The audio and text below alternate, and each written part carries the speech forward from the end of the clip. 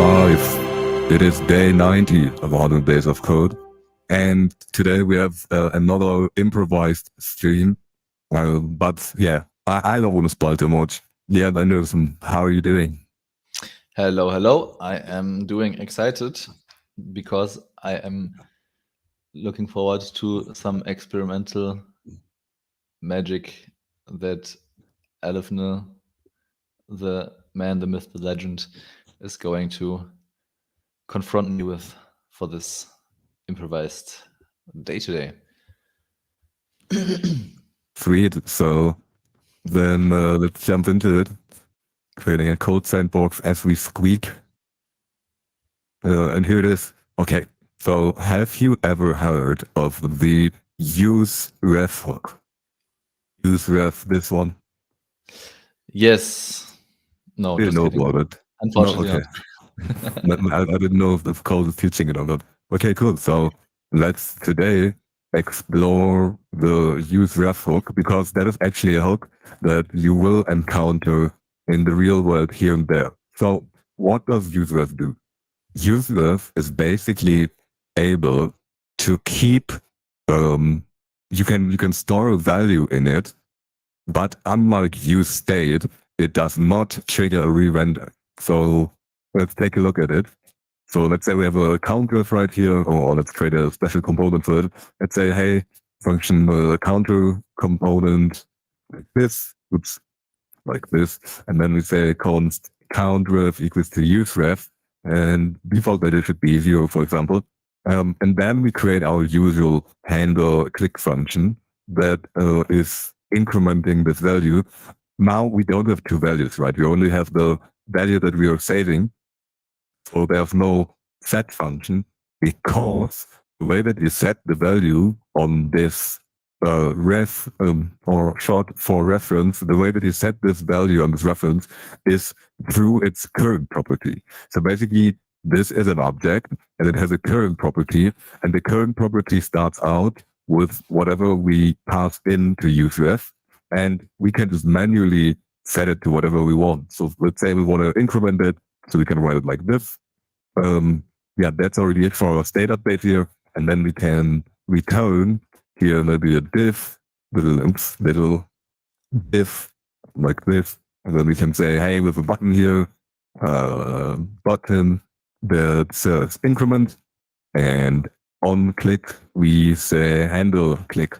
And what else do we need? We want to show with a proof that it does not re-render right with updates. So we can say, hey, count ref dot current, and to prove, so okay, let's first look at this and show that it is not changing, right? So we have the code here, this way we can see all of the code, and if we click here, nothing happens. The count doesn't update, but we can prove that the actual value of the count is updating by saying, hey, current count is count ref.current, like this.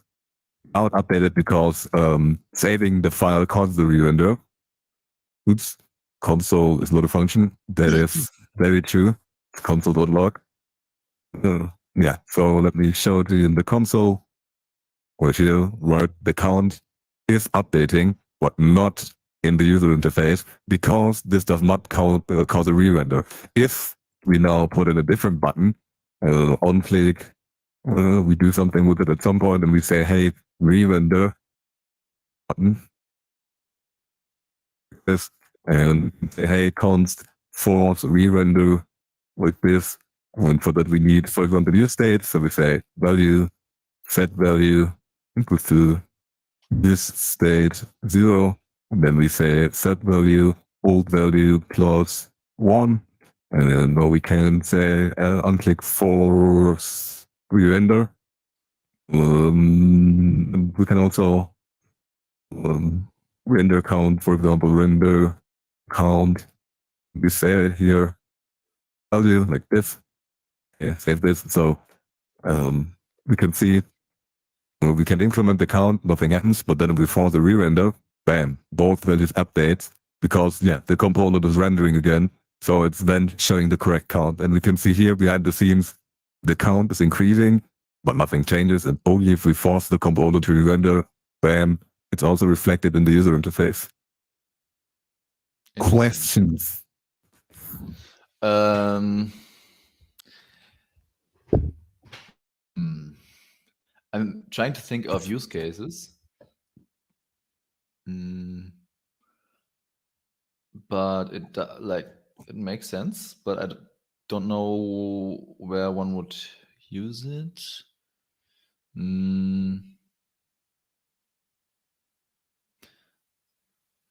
Maybe in a game where you store stats of the player somewhere in the background and then only show it after the round of the game is finished or something. I don't know. Could be, yeah. You probably would do that still with normal use state and just do it a little bit different because you want to not rely on a render to update. Because as soon as you render something new in the game, then the new value would also update, right? Because it just does not cause a re-render, but the value changes behind the scenes. And as soon as the component renders again, the new value will be there. Now, use cases for this are like very different. They have more to do with, for example, creating stuff that is referencing elements in the DOM, or if you handle intervals and stuff. But I wanted to not overload you today. My plan was if we have another, short stream, I'm going to show you a proper use case, one or two proper use Sounds cases good. for this. But today I wanted to first get across this concept for you.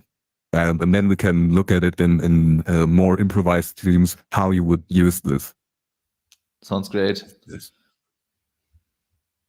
But any questions around this concept? I mean, I think it's pretty straightforward, right? But apart from use cases, is this clear? Yeah, it's basically a use state that doesn't update, that doesn't re-render, but saves the saves change behind the scenes, maybe one could say, but then on a safe or I don't know what saving of the file would be the equivalent for in the user experience, but oh no, it's not saving, re-render of Yeah. I mean, saving was as well, right? But saving is only because you're running it in developer mode, and as soon as you save the hot module reload, that is basically making sure that you as a developer see the latest changes, also causes a re-render. In a real app, it would be something like a state update that causes the re-render. Got it. So the state update of another of a separate use state function or use state hook causes the re-render. Yes, could also be if the counter component takes in props. If the props change, then it also re-renders. If the counter component, yeah, let's say the counter component. In this case, it's the name of the. Okay. Yeah, if the component using the ref, let's say it takes in like a title or something, and then the title changes, then it would also cause a re-render.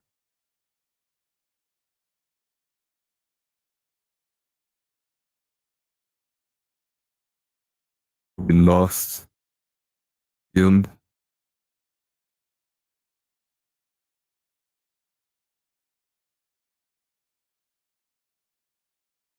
Let's wait. Maybe he comes back.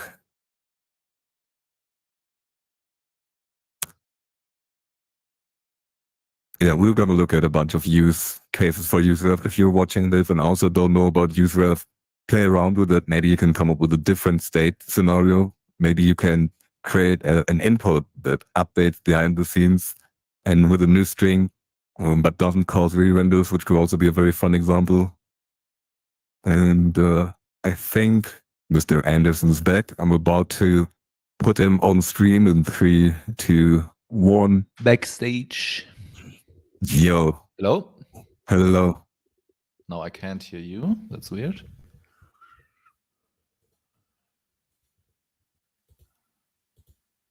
Now I should be able to hear you. Hello. Yes, I hear you. Perfect.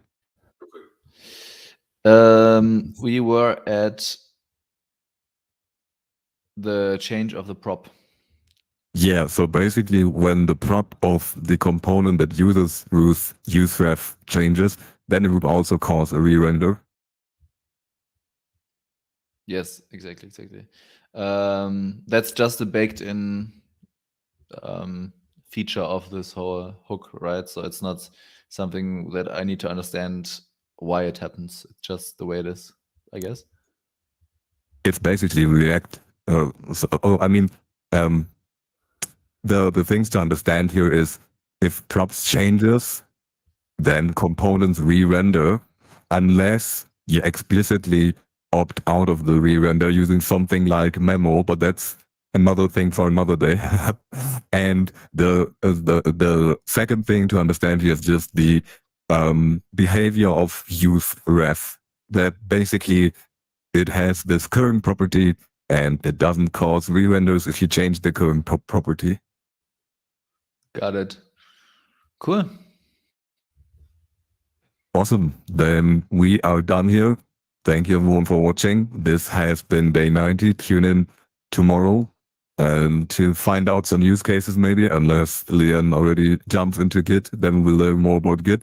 But we will definitely look at use cases for this sometime soon. If you're watching the recording, that is live. It's always fun. And yeah, thank you everyone for watching. This has been day 90 of 100 Days of Code with Leon Andersen and my mentor. LF Mill from 10x Dev. Stay bonking, everyone. Stay use refing. Stay hooking. Yeah, stay useful and use refing. Bye.